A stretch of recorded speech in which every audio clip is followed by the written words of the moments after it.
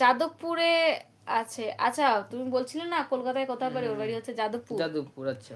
আচ্ছা, আম, আচ্ছা, রাজদা বলছে আহ, আমার বউ বলেছে বলে তোর মতন অন্য একজনকে ঠকায় না, যে তুই যাকে বিয়ে করতে চাইছিলিস এখন পারিসনি, যাকে এইভাবে ঠকিয়েছিলি আমাকে তোর মতো ঠকায় না, আমাকে সব বলেছিল। আর ছেলে ভাগ্যের ব্যাপার। বাহ, শুনে খুব ভালো লাগলো। তোমার বউর সাথে একদিন পরিচয় করলে, খুব ভালো লাগলো। মনের কথা যদি মুখে না বলতে পারি, কেমন প্রেমিক তুমি।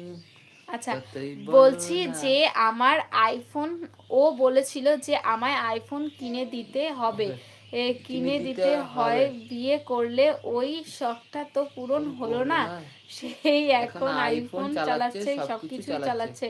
অ্যাকচুয়ালি কি বলতো, যে লোকে করেন করে না, একটা কথা আছে, লোকে লোক পাবেন। আচ্ছা, ওর সাথে এইটাই হয়েছে।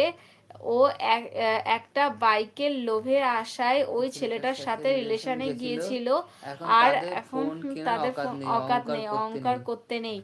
আর কথা এখন কার কত দূর, কত সে এখন জানে। মানে একদম এখন রাজদার বউ আইফোন চালাচ্ছে, কিন্তু